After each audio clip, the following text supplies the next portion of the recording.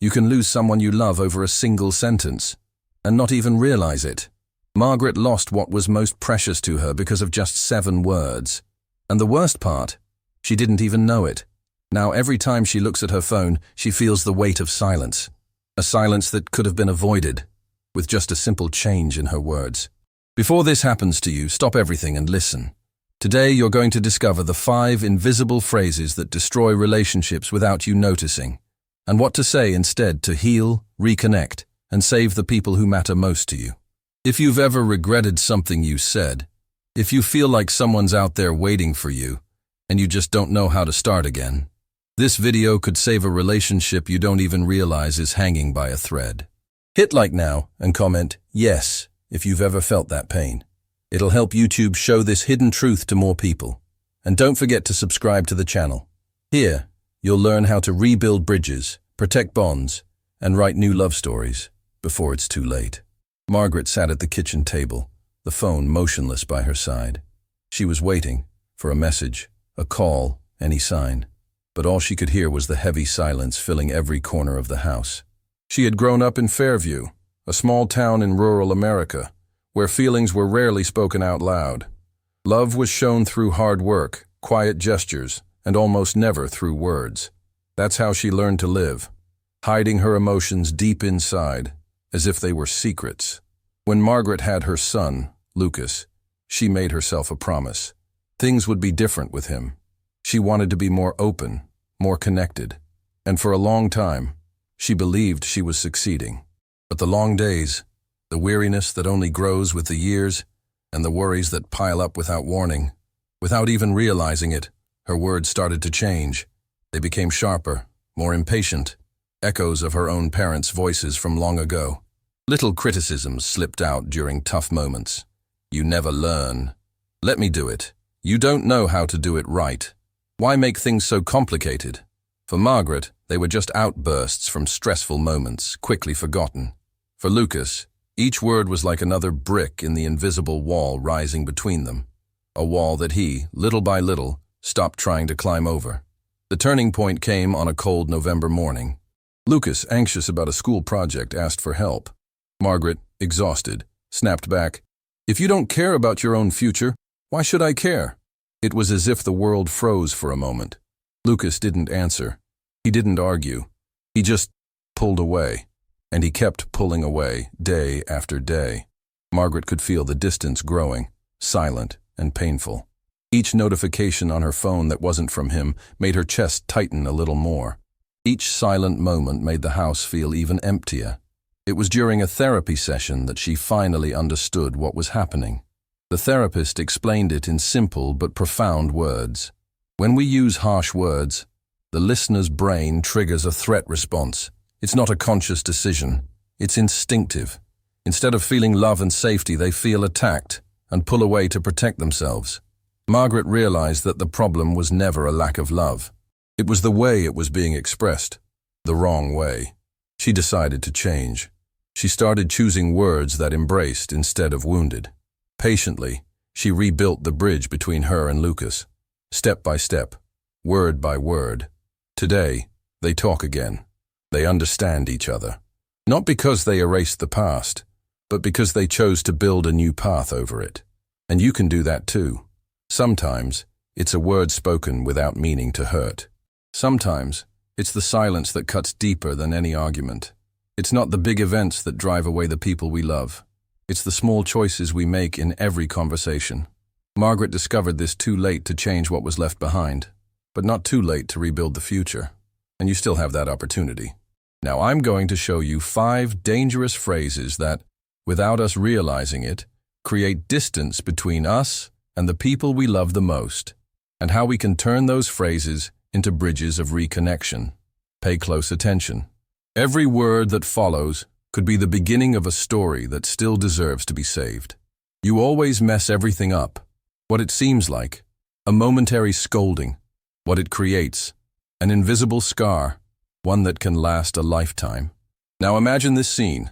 Your child, or maybe your grandchild, walks into the kitchen. They want to help. They want to be a part of things. They spill the flour, making a mess all over the counter. Tired from a long, hard day, you blurt out, "You always mess everything up." On the outside, they laugh, embarrassed, trying to brush it off.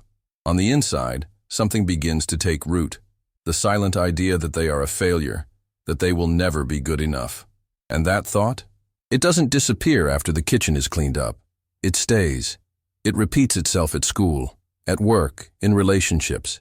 It's like planting a seed of doubt in the heart of someone you love. Now take a deep breath and imagine a different scene. You look at the mess and say, "It's okay to make mistakes. Let's clean it up together." It sounds simple, right? But in that small moment, you plant a different seed, the seed of confidence. You separate the mistake from the person's identity. You show that making mistakes is part of learning, not something that defines who they are. And that changes everything. Because in the future, they won't be afraid to try. They won't carry hidden shame in the little things. They'll remember that when they fell, someone didn't judge them. They reached out a hand. Now think, how many stories could have turned out differently with just one better chosen phrase? Stay with me. In the next examples, you'll see how small words can open big paths. And maybe you'll see old conversations in a way you never have before. You're too sensitive. What it seems like? A silly comment, almost said without thinking. What it creates? A quiet shame around feeling emotions. Now picture this scene. Your daughter, maybe she's already grown, maybe still a little girl, receives some criticism. She gets emotional. Her eyes shine. Her voice wavers. And then, without weighing your words, you say, "Wow, you're so sensitive." She smiles. But it's not a real smile. It's a strained, forced smile, the kind that hides a fresh wound. Right there, in that small moment, she makes a decision she might not even realize. I won't show when it hurts anymore. And that's how, without meaning to, we teach the ones we love to close up, to hide their tears, to swallow their pain, to carry heavy burdens alone, burdens that could have been shared. Now imagine a different response, a response that builds instead of pushing away. If that hurt you, it's important for me to understand. See the difference? When you validate someone's feelings, even if you don't fully understand them, you open a window where trust can come in, where the person feels safe to be who they are, without fear of being diminished. Being the place where someone can cry without shame, it's a gift you give for a lifetime. Now tell me, how many times has the silence of someone you love started with a phrase that seemed so small? In the next few minutes, you'll see more phrases that, even without intention, can build walls. And even more importantly, how to tear them down, brick by brick, with words that comfort, heal, and reconnect. Let me do it. You don't know how. What it seems like. A practical move to save time. What it creates. A silent seed of giving up, or dependence. Now picture this scene. Your grandson is sitting on the living room floor, surrounded by pieces of a complicated toy. He furrows his brow, bites his lip, trying his best to fit the pieces together. You, already tired and in a rush to get it done, say almost without thinking, "Let me do it. You don't know how anyway." He lowers his hands, looks at you and without arguing gives up. But what stays behind isn't just an unfinished toy. What stays is the idea that trying might not be worth it, that it's better not to insist, that others will always do it better than he can. Now imagine another choice. You kneel beside him, smile and say, "Want to try it together?" That small change in words changes everything. You don't steal the challenge. You offer partnership. You don't take away his chance to succeed. You offer support so he can keep trying. When we give support without taking over, we build something invisible but incredibly powerful. True confidence. Courage to make mistakes, to try again, to grow. Because in the future, when life feels like the complicated toy, he will remember, I can do it, even when it's hard.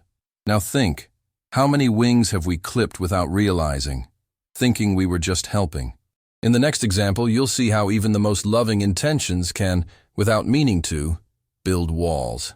And how starting today, you can become the most important bridge builder in the life of someone you love. With behavior like that, you'll never be anybody. What it seems like, a harsh warning, a push to change. What it creates, a sentence etched into the heart, the kind that echoes for years. Now calmly picture this scene. Your child comes home, head down, crumpled report card in hand. The grades are bad. The fear of judgment weighs heavier than the backpack on their shoulders. You, overwhelmed by frustration and fear for their future, blurt out, "With behavior like this, you'll never be anybody." But what they hear isn't advice. It isn't loving concern. They hear a condemnation, as if, in that instant, the door to who they could become slammed shut. And believe me, words like that don't just disappear. They stay tucked away, like silent echoes, shaping how they see themselves, and how they believe the world sees them too. Now, imagine another scene. You take a deep breath, hold back your anger, and say, "These moments don't define who you are. What matters is what you do from here." Do you know what happens when you say that? You show that mistakes are just chapters of a story, not the ending. You give back something fear almost stole from your child: hope, because a stumble shouldn't become a label. It should be nothing more than the push for the next try. Now think, how many lives carry the weight of words that meant to teach, but ended up trapping instead? In the next example, we'll dive even deeper into how the desire to protect can, without meaning to, suffocate, and how changing that can reignite bonds that seemed long extinguished. You're overreacting. What it seems like, a realistic comment, an attempt to put things into perspective. What it creates, a heavy silence, the silence of emotional loneliness. Now imagine this scene. A friend, someone who trusts you, shares a pain. It's not something they do every day. They open up hesitantly, maybe with a trembling voice, and trying to ease the drama, you say, "Come on, you're overreacting." They smile, but it's that empty smile, the kind that hides, not reveals. Inside, a silent decision is made. Next time, better keep it to myself. And what's lost in that instant isn't just a conversation. It's trust. It's the feeling that there's a safe place in the world where they can be their whole self, without masks. Now picture a different choice, a response that builds instead of cutting down. If it's important to you, it's important to me too.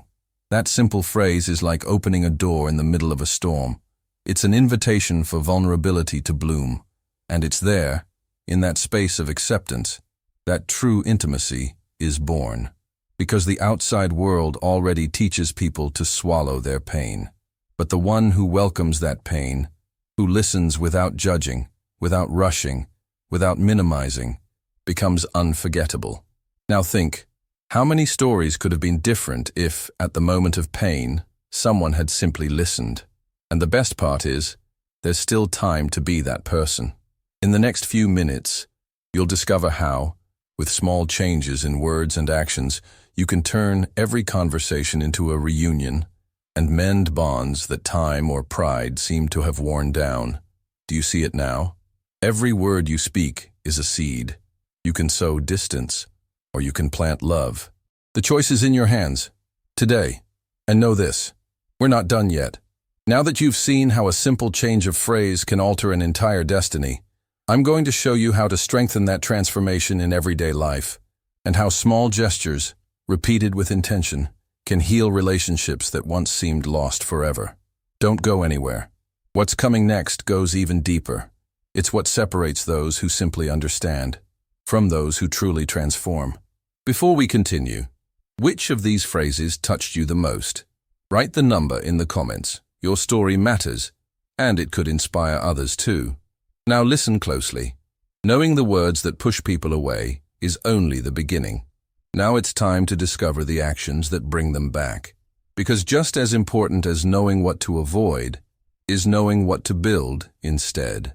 Words are the beginning, but it's through daily actions that love grows deep roots. And often those actions are so simple they seem invisible. Making eye contact during a conversation, showing real presence, listening without interrupting, even when your anxiety urges you to speak, saying, "I'm here," without trying to fix everything, just staying, acknowledging with small phrases like, "I admire your strength. Thank you for trusting me. You're important to me." These gestures, repeated quietly on ordinary days, have a power that grand speeches never will. Every word that embraces, every gesture that validates, every respectful silence. This is how you heal what time alone could never fix. Sometimes, what someone needs isn't a solution. It's a look that says, without words, I see you, and what you feel matters.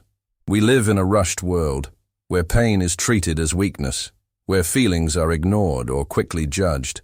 But there's a simple, profound truth. What isn't embraced screams.